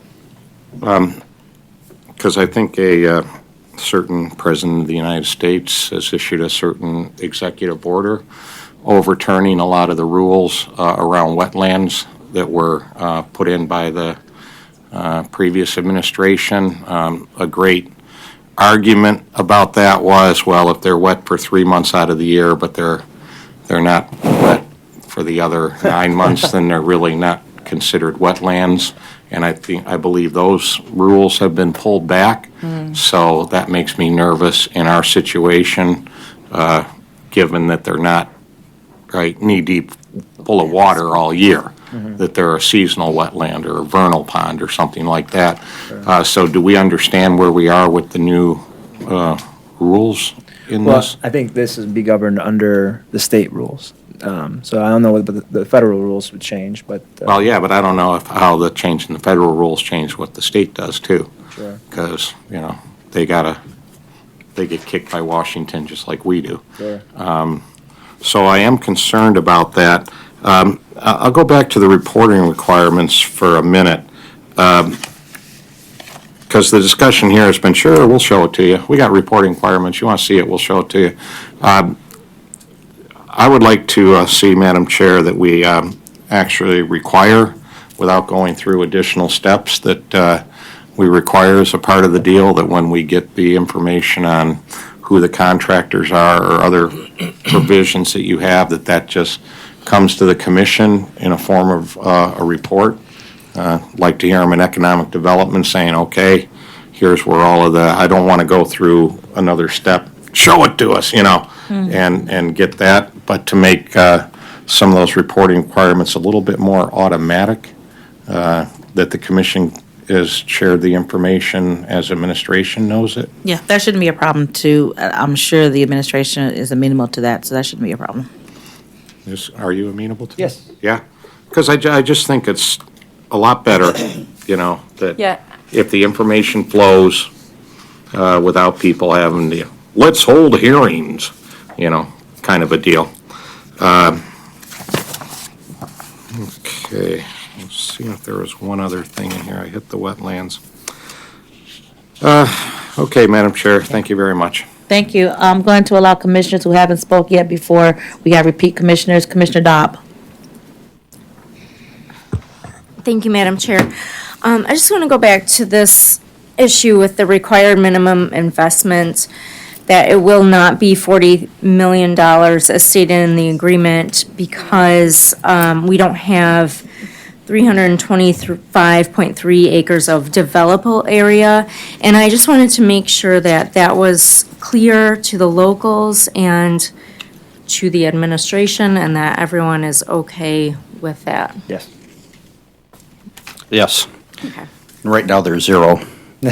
Okay. So anything above zero is a win. Okay, so you're good with just some development and it doesn't necessarily have to be this dollar. Yeah, amount, as we're stated. aware that there's challenges with respect to usable land that we're coming to grips with right now. Yeah, thank you for that. All right, thank you. Thank you. Commissioner Marecki. Just wanted to make a comment, since there's been a lot of discussion on the $1,000 penalty for each percentage point down. I personally don't like to see any penalty because right now, there are so many projects that don't have anybody working on them because we don't have enough people in the state to do this. Commissioner Dobb has a restaurant that I'm using you because I just read the article, that they can't move forward because they don't have enough workers. So the smallest penalty, I think, is appropriate so we can move this project on. I just want to make that comment. Thank you, Commissioner. Commissioner Webb. Thank you, Madam Chair. Well, I really appreciate the questions of my colleagues and the comments made by them and the answers that I've received regarding the fiscal stuff. So I'm feeling better about it. I really like the overall project, and my goal is to really get to a point where I can support it. I just I've had a lot of bad experiences as far as not getting all the information needed and then finding out after the fact that there were things that we weren't told. So I'm a little skeptical, probably been warned, that I tend to be skeptical and diligent in getting all the answers before I'll give my vote on things. But one of the things, I really love the idea of this. I'm glad you're working with Ghaffari. They're a great company, I think a lot of them. One of the questions that I have, though, is retention basins. We've had a lot of issues with flooding that ends up downstream, especially in that Lower Rouge area. So do you have, and I know wetlands help offset some of that need, but I don't know if there's a requirement, and Kelly Cave isn't here, she's usually the subject matter expert on all developments as far as retention goes, because she was an engineer in drains. Do you know if there's any requirements as far as putting retention basins in, and if you plan to do them? Our stormwater ordinance. Stormwater ordinance, and so will that call, the stormwater ordinance require them to be put in on this development, and if so, are you okay with that? Go for it. So I believe the stormwater ordinance talks about controlling the 100-year storm. I think they might be updating some of that. So I don't know that retention basin is required, but some mechanism that will control it, and typically that's the end result. Those are typically the most cost-effective way. So there are other ways, like you could increase the storm sewer size, but, stuff like that. So I will say that I don't believe it says on this project you have to put in a retention basin, but based on what the engineers say and how much concrete's going to be put in and based on the amount of rainfall and where that, grades down to, it's possible that a retention basin would be required. As you said, there's a lot of wetlands around here already, so who knows if that can play off, but the Wayne County Stormwater Ordinance will control the development and the stormwater controls therein. And that's written into the agreement somewhere, so we have some safeguard? I don't know if it's written in the agreement, but they would be violating law if they didn't follow, and they can't get permits either. You can't get permits from the county to do anything infrastructure-related, drain-related, unless you're following the ordinance. Okay, so that work still remains to be done, even though we put $26 million in infrastructure out there, there's additional. We only work- put the infrastructure on the racetrack property. That's Okay. So there's so much more to be Correct. done. Correct. All right, because what happens is oftentimes, well, down the road, I'll tell you, my communities are downstream from all of that. So Yeah. if you look at communities like Dearborn Heights and Allen Park, they get wiped out when it floods. So where it may seem like a small thing to somebody who's developing upstream, if you're somebody whose house is worth nothing because it floods downstream, it becomes a bigger issue. So, and I try to look at issues from every angle, and it's really hard. So I hope this is a very complex issue. It's a great thing that we're trying to sell it and do this, and I appreciate the fact that you're such a reputable developer. It makes me feel a lot better about it, and I really do care about what the community thinks about it. So I'm really, like I say, I just trying to cover all the angles, and some of the stuff we get in such short notice that it's hard to really do the due diligence, and I don't sit on the committee either. So, previous discussions I haven't been a party to, but I would like to hear about, maybe I can do some research in the next 48 hours before this comes before us. It's going to be on the full board pack. Right. So to find out if the people in the Environment and Drains Department are comfortable with the language. I mean, have they been a party to this conversation or this development at all? Or are you just going by the drain code, the fact that it'll be in place like it always is? And Yeah, I mean, as a lawyer drafting contracts, and I'll keep this short, I always think it's redundant to say we agree that we'll follow the law. Like, the law is the law, you have to follow the law whether it's in the contract or not. I Right. think this particular contract is not, because they're still conceptual, because they still don't know which pieces are going to be developable, which pieces they might be able to Right. fill in. I will say, I did hear on the racetrack parcel, they did install a retention basin. Right. Yeah, so it's there. There's one there that's on the racetrack property, and I think it's overfilled, actually, with water. Right. So, That's the point. Well, That that's point- why, so there is one. yeah, And it's overfilled with water. right. And that's why these, what used to be a 25-year storm is like an every other year storm anymore. 100-year storms are every year now. Right? So that's, and sometimes we're looking at the grand scheme of things and it all sounds wonderful and we forget about these little details, especially when none of us are engineers. But when they negatively impact a community and decimate one downstream, then it raises your awareness. And I just happen to represent a community that gets annihilated with those things. So it's more on my radar probably than the average person that doesn't have to deal with it all the time. I'm sorry, to that Yeah. point about the retention basins, Yeah. Commissioner Hayes? Yeah. The retention bases, the Drain Commission, when they have a site plan, they evaluate the flow and the capacity, how much it's going to generate. And there are two different ways. They could have retention pond, or they could have some kind of pipe going under the facility with, like zigzag type. But those issue will be addressed under the site plan. When they gonna build the building, then they gonna evaluate the capacity of the drain and where it's go. They might need larger retention, they might need, depend if the sewage capacity is larger than they need, then they be easier on the retention. Okay. So that's why there are a lot of technicality. It will be discussed under the site plan to make sure That we're not flooding the down. the flood, communities. the building code, their POCA, the federal code, the state, and the municipality. Those detail would go when they present the site plan. Okay, thank you. Can I just? One more question, then we'll get to two more speakers Yeah, I because we just have the wanna DIA here. I just want to respond to that, and I appreciate those comments, and I realize that happens, and I know it's just formative, and we're going to sell this property to this developer who's going to do the complete analysis of the property, decide what's buildable, what isn't, and what drainage issues are required, and all of that, and the drain ordinance exists, and they're going to look for alternative ways, et cetera. All that being said, those communities downstream, I should say, wouldn't be flooding now if all of those same things that were in place then were addressed appropriately. So just to that point, just because all those rules exist, and if you talk to Kelly Cave, I really wish she was here. She was probably the one that insisted the retention basin be put there. And we've actually lost economic development deals because developers didn't want to deal with the cost of putting in retention basins.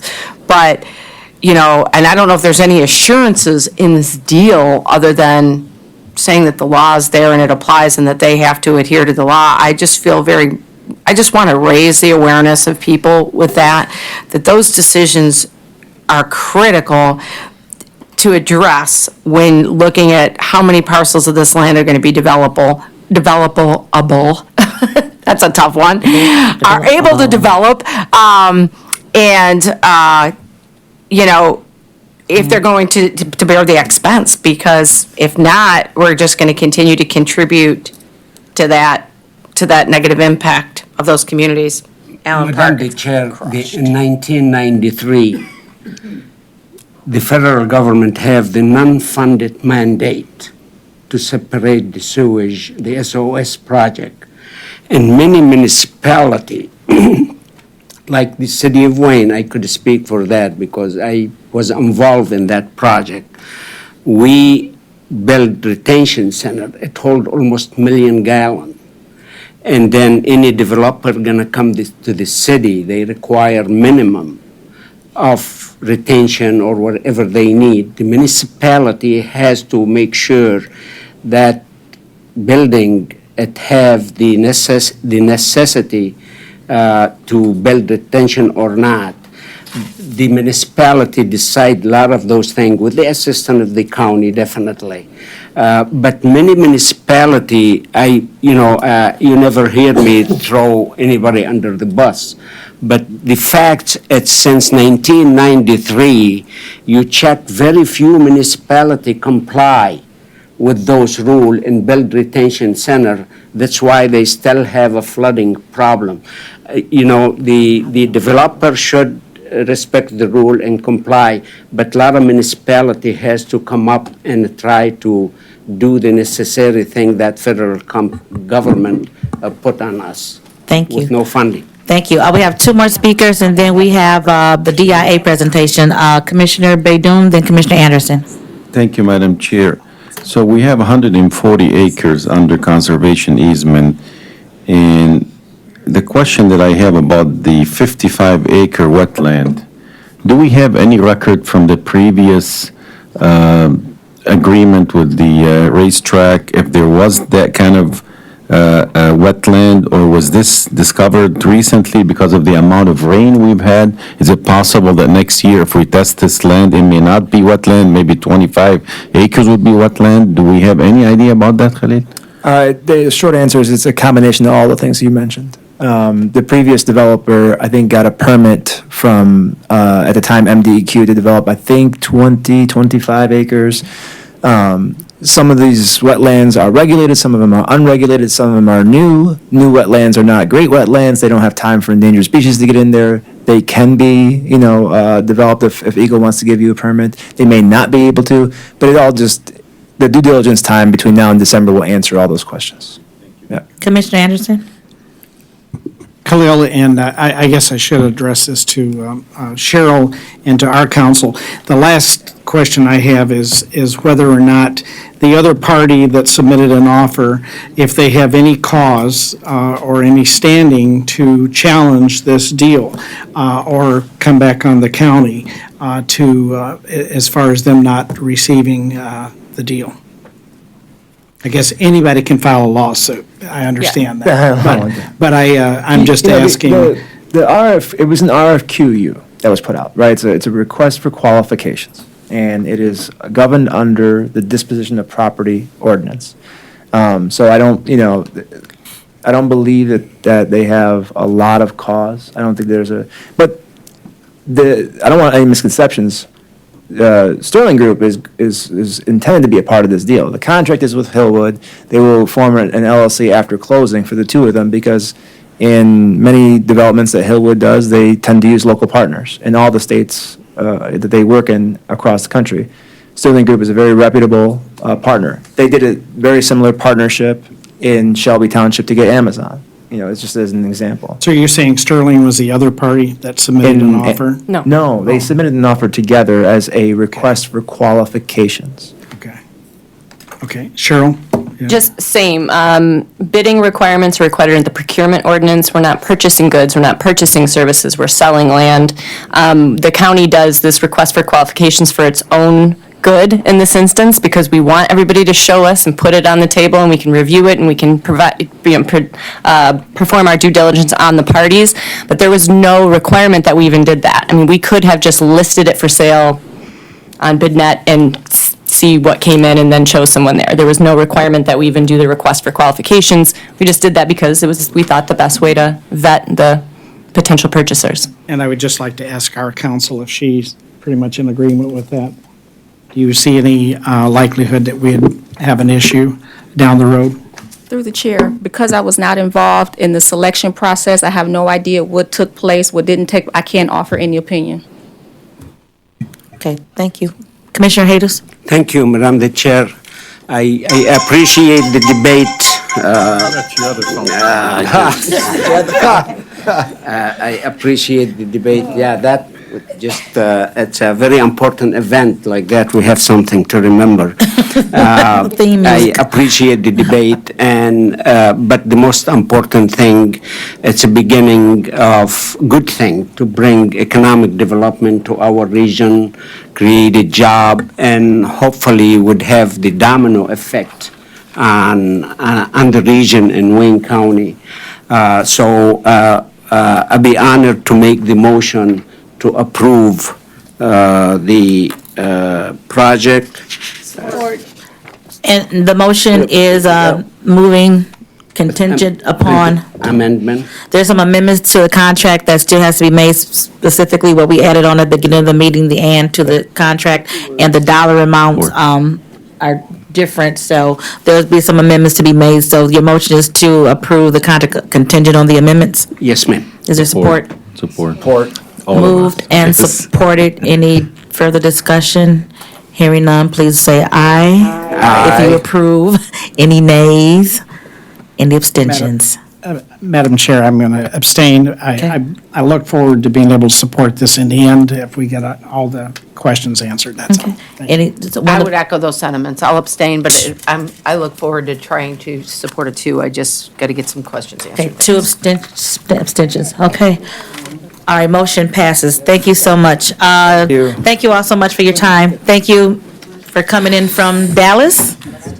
Chicago, oh, you're closer, okay? Wasn't that far of a drive. Okay, thank you for coming in. Thank you, Supervisor. All right, really quick, we have before us DIA. As you know, the county commission, or the residents of Wayne County, supported a millage for the DIA and the zoo, and this is the DIA. And I have, after the meeting, I have two important announcements, so please stay if you can, after the DIA presents. I think my stand. On your what? I can't make one of them before, I have to make it after. I'll call you if you have to leave. I want to be sure, man. Very, very important announcements. Not screw up again. But as they're setting up, I will say one, everyone is here. On Thursday, this is an easy one, please dress in your Sunday best, because after full board, we're going to take a 15-member picture So make sure you're here right after full board. Don't run out. Stay so we can take a nice picture, Commissioner Basham, with all 15 of us in the picture.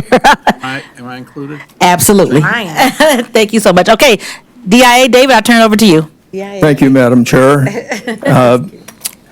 I'm Gene Gargaro, and delighted to be here after the last hour and 45 minutes. I miss my law practice days.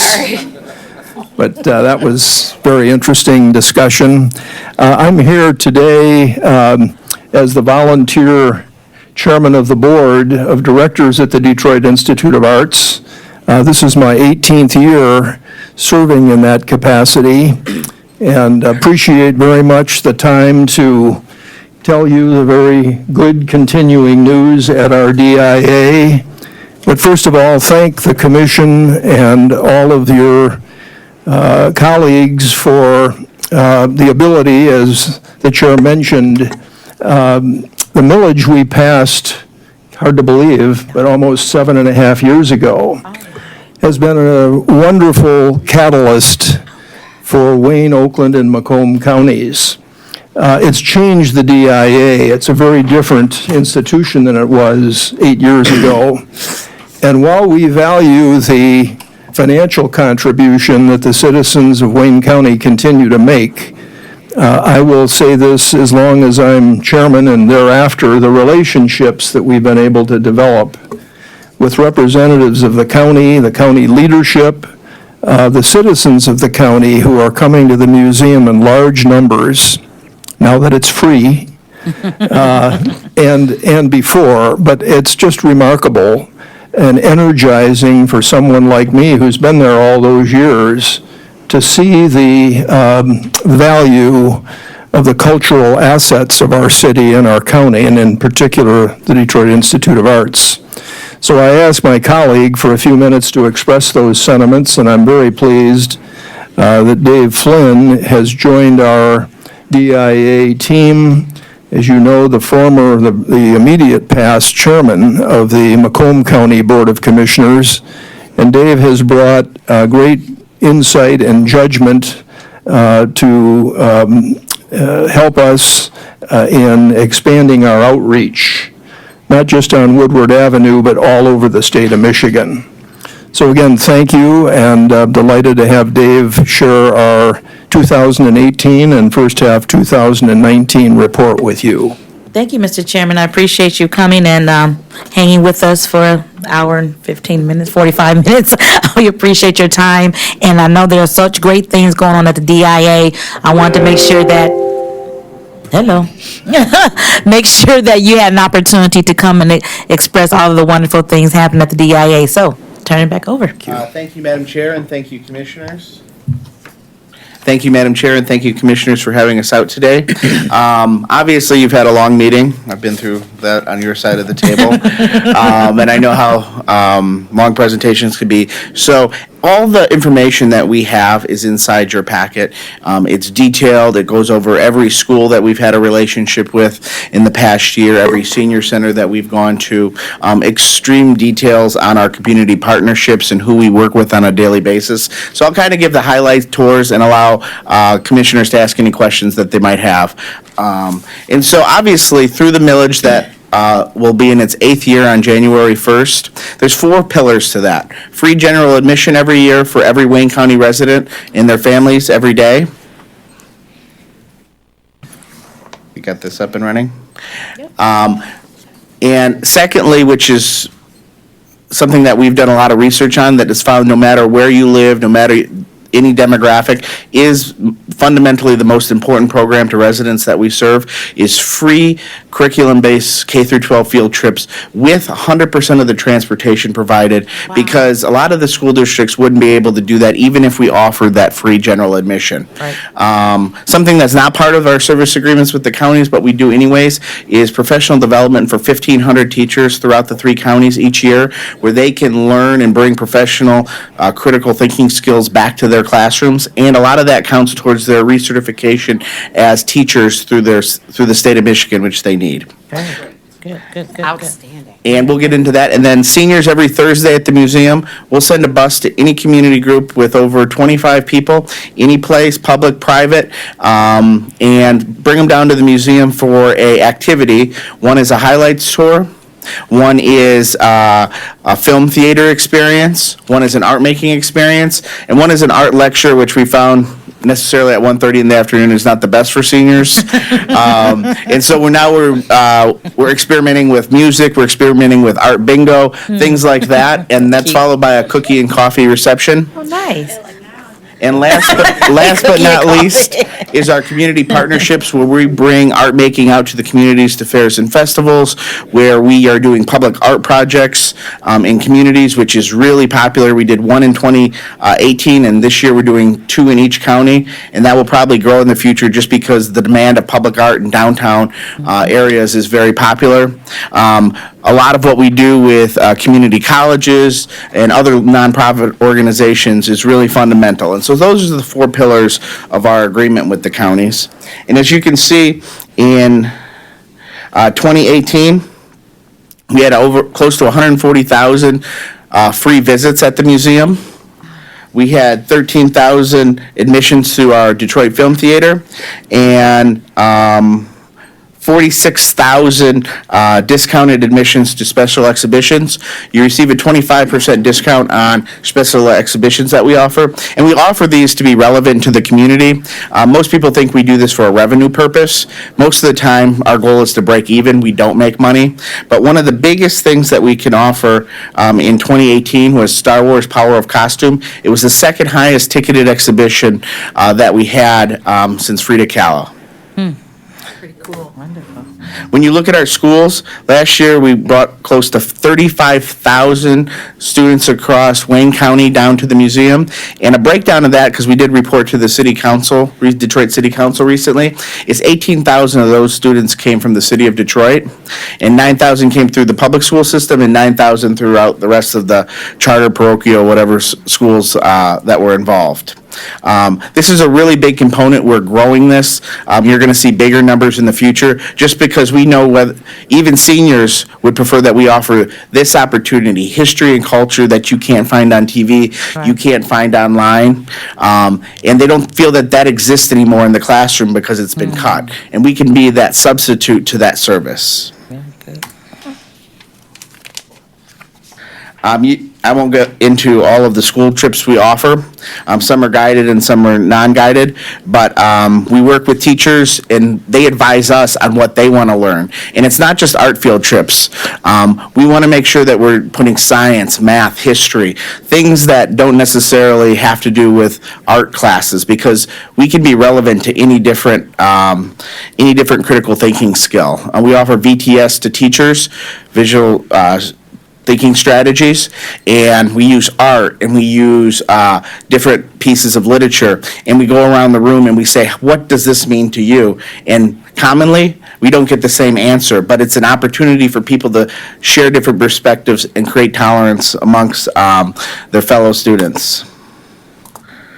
I talked about education or professional development. Each year, we're in Wayne County, I believe, our requirement is 16,000 that we're contractually obligated to bring down to the museum, and you can see that we're well above that double last year. The investment in the school program, I'll run through this quickly. And we had a huge senior uptick from 2017 to 2018. In 2017, we brought 61 groups down to the museum. In 2018, we brought 97 groups. And what our goal is at the museum is not to meet our contractual requirements, but to meet the last year's requirements. Because if we can do 97 groups, next year we should do 100 groups. And so that becomes our new goal at the museum, to become better, to become more relevant to the community and bring more people down to the museum, because, you know, we offer a lot of things off-site that are important, but nothing can replace an experience down at the museum. And you can see since the inception of the museum that 2018 was our best year for senior groups. Inside Out, where we bring replications out to the community. We'll show you where we were at in 2018 and where we're at in 2019. Our newest and best partnership now is with the Airport Authority. This is something that Betty Mizuraka and the Art Authority and Renetta Evans had pushed for years. And we worked with the Airport Authority, and we're in the North Terminal now, and we're looking to be at the McNamara Terminal in the coming months. One place we want to be at is we want to be at places that have captive audiences. And so there's probably no other captive audience than being at the Secretary of State's office. And so at every local branch in Macomb, Oakland, and Wayne counties, we're going to have 3 reproductions of the DIA, and they're going to put information on the museum on their strolling TVs. So hopefully that will help the awareness gap and give people who are sitting there something to look at. That's great. To keep them calm while they're waiting.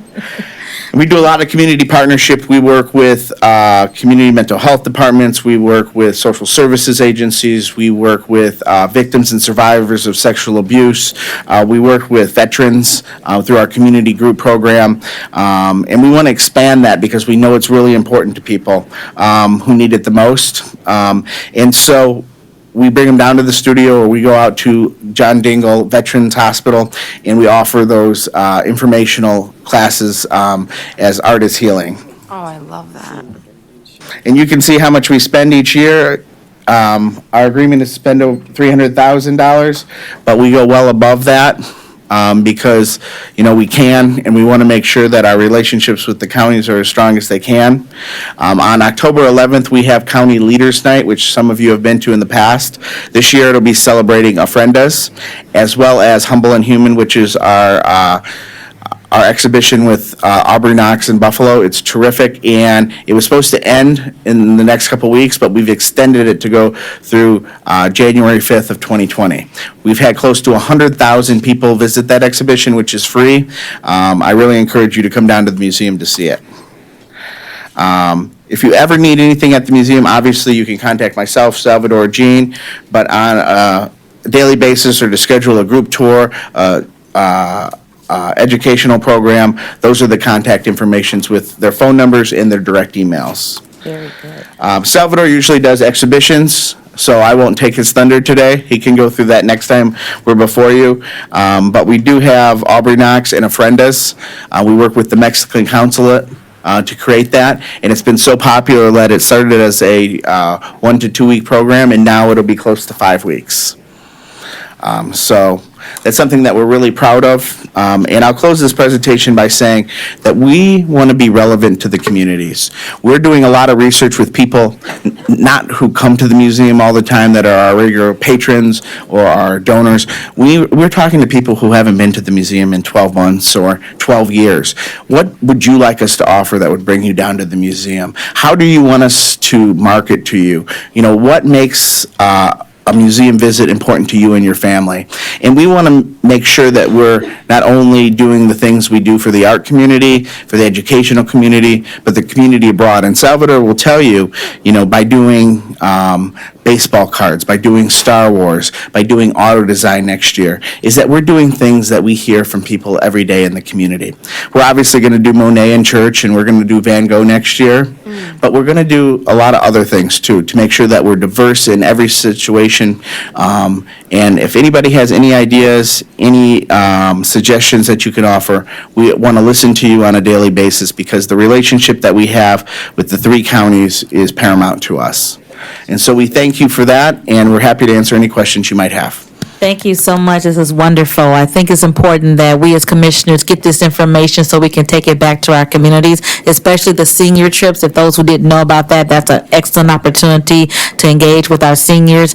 On Fridays, I know that Detroit chess team comes down every Friday night, and they have a great time, and they learn chess, and they're teaching chess, and it's a great experience for our young people. So thank you so much for coming down. This is important that we have this conversation at least once a year, because again, our residents, taxpayers pay into this system, and we want to make sure that we give them as much information as we can, since it's on their tax bill, right? So Commissioner Marecki, the Commissioner Whip. Thank you. How is your photography room doing? That just started a couple years ago, right? We have a photography department, and some of them. Exhibit, I mean. You still have it? It's doing very well. Oh, it is? Okay. Yes, we have a new director in that gallery space, and it's one of the very, very most visited areas of the museum. How often does it change to a new exhibit, or does that vary? It's probably every 3 or 4 months. Okay. All right. But some of the really key exhibits might stay half a year, but there's constant change. Okay, I don't really see that advertised all that much in different. Yeah, so I think when we had our last county leaders night, we had the pop art exhibition, and as Jean said, we do have a new curator. So I think you'll be seeing some more things, new things as the curator sort of gets her feet on the ground. And I always tell people when they come to the museum, always go to the prints and drawing galleries, because whatever's in there, when it's gone, it will be gone for 6 or 7 or 8 years. Okay. Because that's sort of the cycle in resting that work. I also noticed when I've been on the website before that they had like a photography group. And I don't know if that, I mean, it looks like at one point they were together and maybe that isn't there anymore. but- There's an auxiliary called Prints, Drawings, and Photography. Okay. And it's a very active group at is, the okay. museum, very definitely. Okay, I think I looked on there and I couldn't like follow anything that was going on, but it is a Happy to very active group. Follow up and provide any information Okay. you'd like. Yes, All it's right, thank very you. active. And our next photography exhibition is Great Lakes, photography of the Great Lakes, which is really interesting. Ooh, okay. And I'd be remiss before the next question that we didn't thank Tim Colleen, Commissioner Colleen, who serves as Vice Chair of the Art Authority and puts that group together. And we meet before them 3 to 4 times a year. Okay, thank you. Thank you. Commissioner Webb.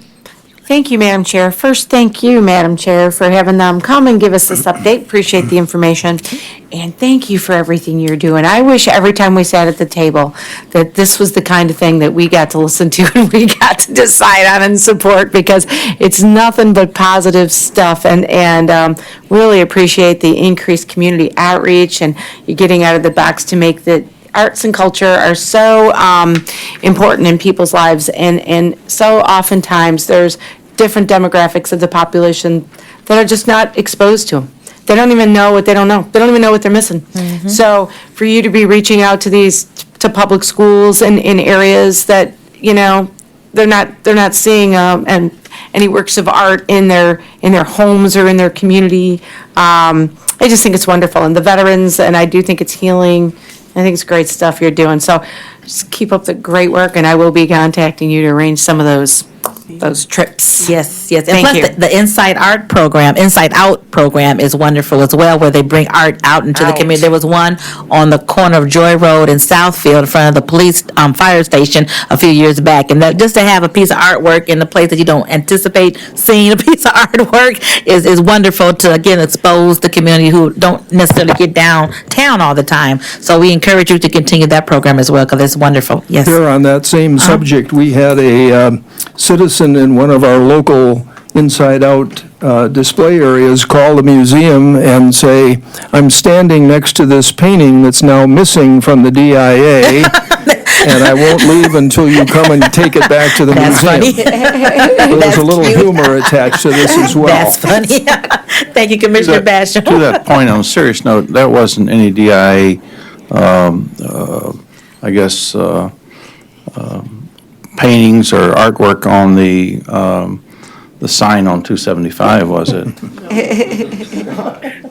It was not. Just kidding. That is the sign on 275, so I don't get it. On 75, yeah. Oh, 75. Auburn Hills. Commissioner Colleen, the Commissioner haters.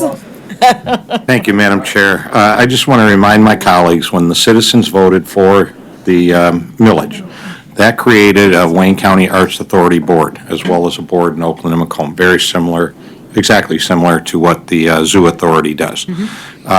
As a result of that, and Mr. Guerrero is exactly right, with public dollars flowing into the museum, we have a contract. What do we call it? Service agreement. A service agreement there's 9 members of the Wayne County Arts Authority. The commission appoints 6 of them. The county executive appoints 3. As part of that service agreement, 2 people off of the Wayne County Arts Authority Board, as well as 2 from Macomb and 2 from Oakland sit on the DIA board, so we have the ability to put a couple of people on the board. And then we do require in those three areas that you see that they're reporting on investments in these areas. And so we're hitting all our targets, going over them. If we ever have the opportunity to negotiate a new service agreement at some point, maybe we look at those totals. But absolutely, it's a different day for the DIA than when it was just the friends of the DIA that kind of ran the thing, and the public didn't know a whole lot about what went on inside there. It's a whole new day, absolutely, for the DIA. But I wanted people to understand the paperwork, the background of this, too. Thank you, Madam Chair. Thank you. Our last speaker is Commissioner Haydes. Thank you. I really like to thank you on all what you do, and I know we have a success story. In the city of Wayne, we have a lack of pedestrian in the downtown area.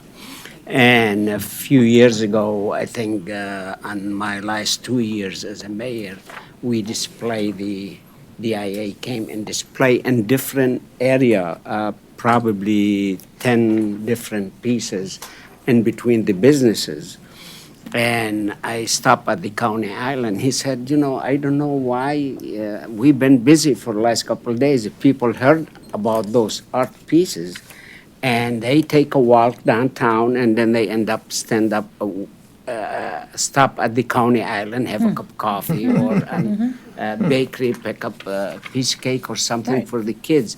So it's win-win situation what you're doing with the communities, and I want to thank you for that. Thank you. Thank you. Thank you again so much for coming down.